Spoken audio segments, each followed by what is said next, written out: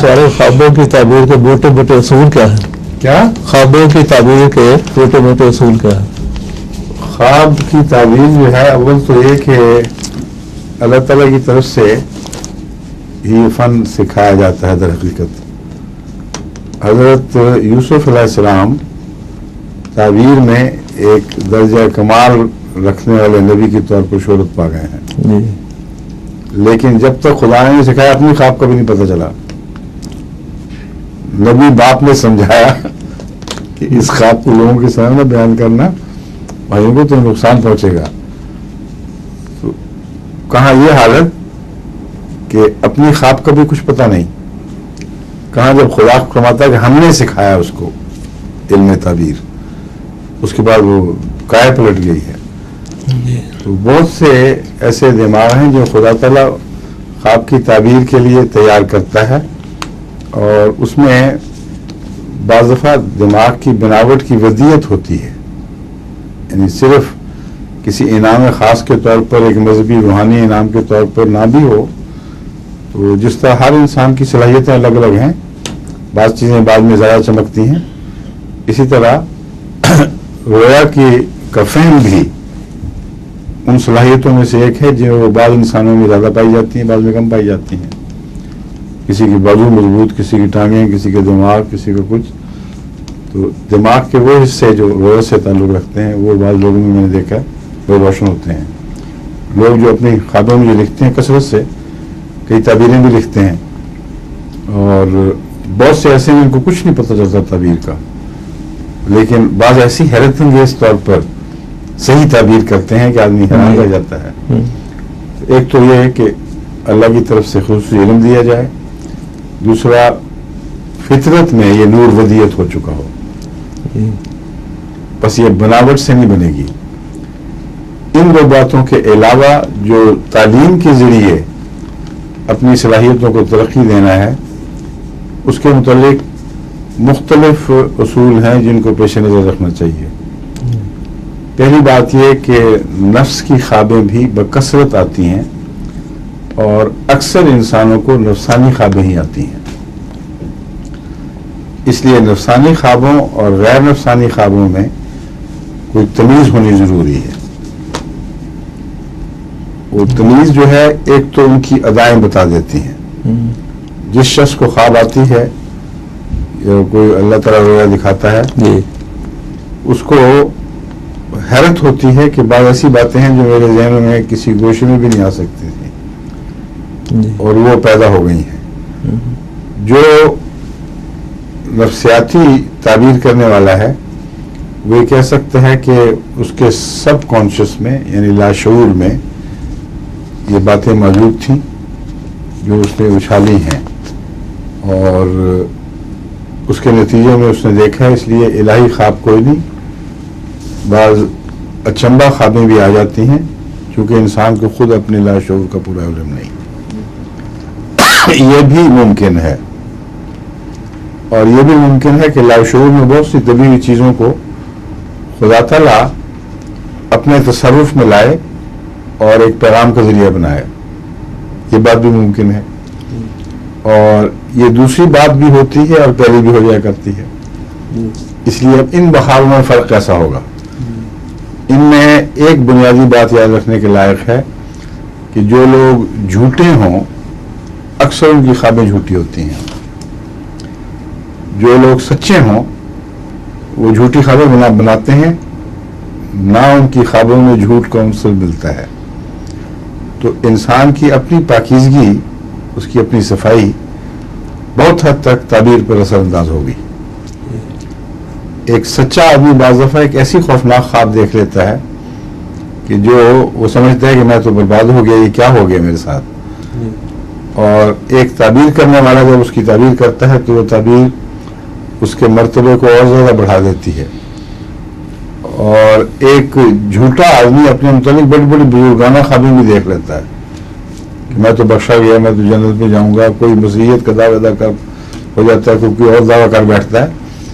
تو اس کا اپنا کردار, اس کا پس منظر دیکھنا چاہیے. اور پھر اس میں بیماری کے امکانات کو بھی دیکھنا پڑتا ہے. بس شخصیت اور رویا اگر ان دونوں میں تضاد ہو تو یہ بتا دے گا کہ یہ خواب سچی نہیں ہے، یہ پیغام جھوٹا ہے۔ ہمارے افریقہ میں بھی بعض لوگ بیمار ہو جاتے ہیں تو دعوے کر دیتے ہیں، ایک نے مسیح موعود، میں بھی ایک مسیح ہوں، یہ دعویٰ کر دیا۔ میں نے کہا حضرت مسیح موعود علیہ السلام نے جو دعویٰ فرمایا وہ تمہیں علم نہیں کہ کتنے لمبے عرصے انتہائی انکساری کے باوجود اور باوجود اس کے کہ بار بار آپ تعبیریں کرتے تھے، اس وجہ سے آخر آپ کو ماننا پڑا، اور اس کے ساتھ وہ مسیح نفس صلاحیتیں اس کثرت سے عطا ہوئیں کہ وہ نشان بن گئیں، دعاؤں سے مردے زندہ ہو گئے تقریباً، جو نیم مردہ حالت میں تھے، اور پورا علم کا ایک سمندر عطا ہو گیا آپ کو۔ تم بتاؤ تمہیں کون کون سے نشان عطا ہوئے ہیں؟ کوئی ایک بتا دو، آئندہ کی کوئی خبریں بتاؤ، کوئی اور اپنے روحانی علمی کارنامے بتاؤ، تو انہیں مسیح نفس بن کے کیا کیا کیا ہے دنیا میں۔ تو بالکل گم ہو گیا وہ شخص، وہ ایک بھی چیز اس کے پاس نہیں تھی۔ تو صرف جھوٹا ہونا نہیں، بیمار ہونا بھی ایک وجہ تضاد بن جاتی ہے۔ ایسا شخص جو ذہنی طور پر بیمار ہوگا، اس کو اگر اعلیٰ درجے کی خوابیں آ رہی ہوں اور اس کے اندر کوئی بھی امتیازی نشان نہ ہو، اس کو قرآن کا بھی علم نہ ہو، حدیث کا علم نہ ہو، کوئی دین کے مفاہیم اس کو عطا نہ ہوئے ہوں، اور وہ دعویٰ کر دے کہ میں اس زمانے کا مسلم بنا کے بھیجا گیا ہوں، تو اس کی خبروں کی تعبیر اس کے سوا ہو ہی نہیں سکتی کہ تم بیمار ہو، اور اگر وہ جھوٹا ہے تو پھر جھوٹے ہو۔ تیسری چیز تعبیر تو اس کی ہو ہی نہیں سکتی۔ تعبیر کے لیے شخصیت اور تعبیر کے مضمون کا باہم دیگر موضوع ہونا ضروری ہے، ایک دوسرے کے ساتھ مطابقت رکھنا ضروری ہے، اور پھر صحیح تعبیر ہو سکتی ہے۔ میں اس لیے کہہ رہا ہوں کہ بعض لوگ دعووں کی طرف دوڑ پڑتے ہیں، اور اس کی وجہ ذہنی بیماری جو آج کل یہ بغیرت میں عام ہے، اور اس کی اہمیوں میں دعووں کی وجہ یہ ہے کہ یہ بیماری دوسروں میں ہو تو کچھ اور قسم کے پاگل پن کودتے ہیں، جس کی ضرورت میں نیکی ہو وہ لاشعور سے وہی نیکی ابھرتی ہے اور بیماری کا اظہار بن جاتی ہے۔ لیکن جو خدا تعالیٰ رویا دکھاتا ہے اس میں کچھ گھنڈیاں ہوتی ہیں، اور بسا اوقات رویا دیکھنے والے کو اس گھنڈی کی سمجھ نہیں آتی۔ جس طرح حضرت یوسف نے بڑی سادگی سے اپنے باپ سے پوچھا کہ میں نے دیکھا یہ میرے چاند ستارے میں سجدہ کر رہے ہیں، حالانکہ آپ کے مزاج میں یہ بات تھی نہیں، وہم و گمان بھی نہیں تھا، تو خود گھنڈی کی سمجھ نہیں آئی کہ کیا بات ہے۔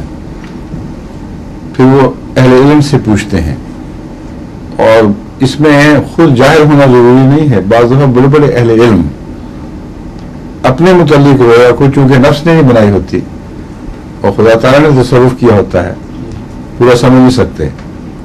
اس لیے حضرت امام ابو حنیفہ کی رویا جو ہے مثلا، وہ قبر کھود کے ہڈیوں حضرت صلی اللہ علیہ وسلم کی ہڈیوں میں سے بعضوں کو پسند کرنا، بعضوں کو ناپسند کر کے پھینک دینا، ان کی زندگی میں جو زلزلہ طاری ہو گئے ڈر کے مارے کہ یہ میں کیا کر گیا ہوں، اور کیا میری حالت ایسی ہے۔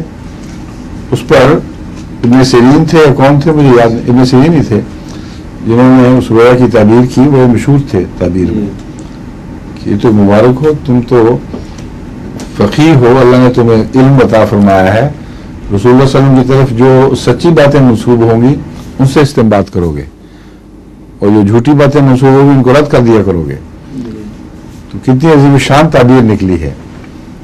ابن سیرین معبرین میں سے آپ کے نقطہ نظر سے غالباً زیادہ مطالعہ کے لائق ہیں، کیونکہ اگر آپ نے میکینیکلی سیکھنا ہو کوئی طریقہ، باقی باتیں میں نے بیان کر دیں، ان میں سے ایک اور بات بھی بیان کرنے والی ہے کہ تعبیر پھر اپنے ساتھ کوئی نشان بھی رکھا کرتی ہے، اور وہ نشان جو ہے وہ بعد میں پورا ہو کر ثابت کرتا ہے کہ رویا بھی سچی تھی، تعبیر بھی سچی تھی۔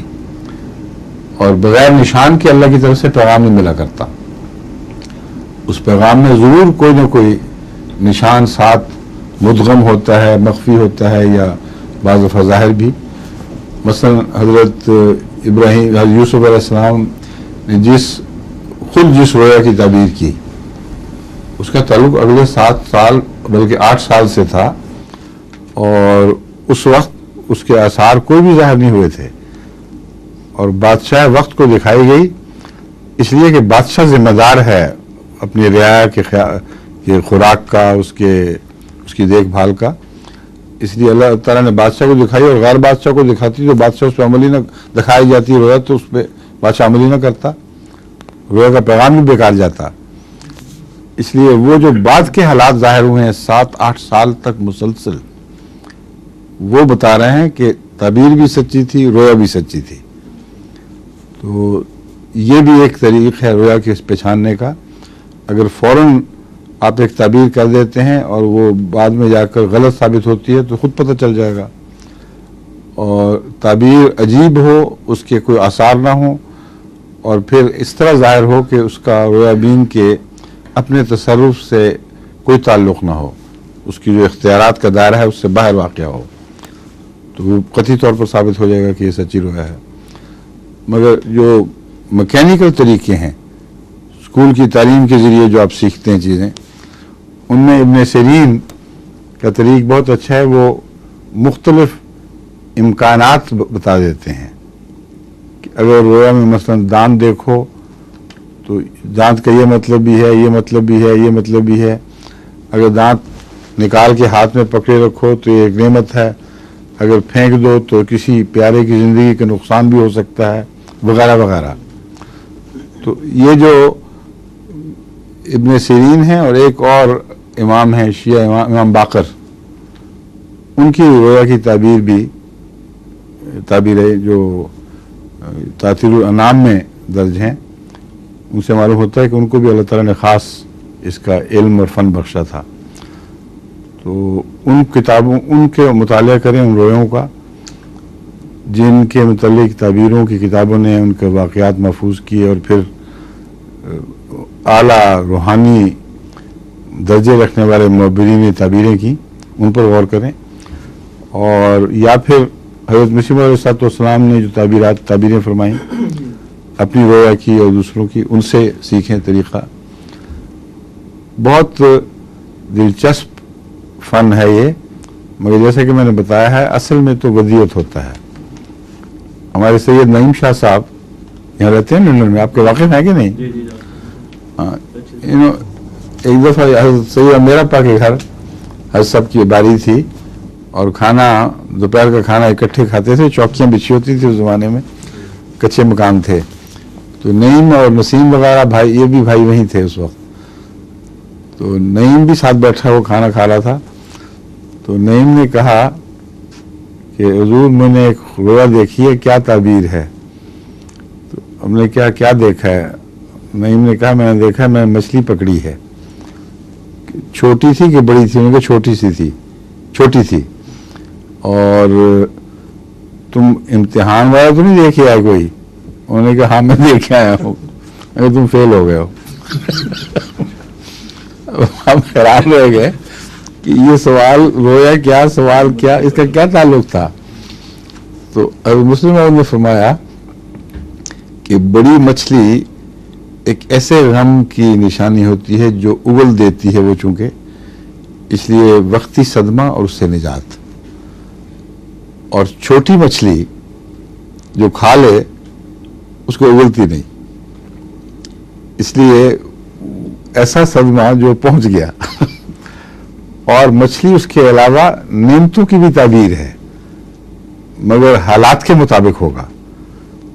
اسی لیے آپ نے یہ سوال کیا پہلے اس سے کہ تم کو امتحان وغیرہ تو نہیں دے کے آئے؟ انہوں نے کہا ہاتھ میں کہا پھر تم فیل ہو.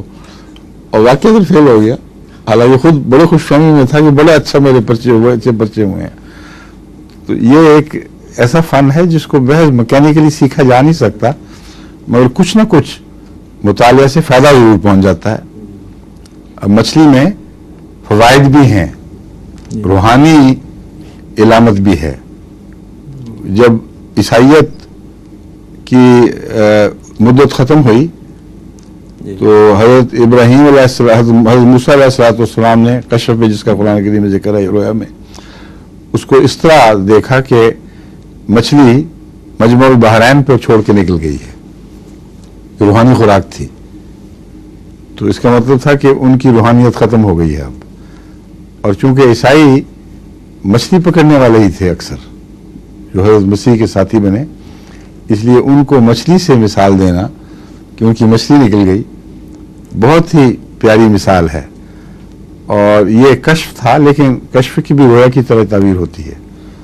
تو مراد یہ تھی کہ وہ بحر آ گیا جو محمد رسول اللہ علیہ وسلم کا بحر تھا، اور تمہارا دور ختم اور تمہاری روحانی مچھلی چلی گئی. یعنی تم تو بے شک آگے بڑھ جاؤ گے، سفر تمہارا آگے ہو سکتا ہے، لیکن بغیر روحانی غذا کے ہوگا.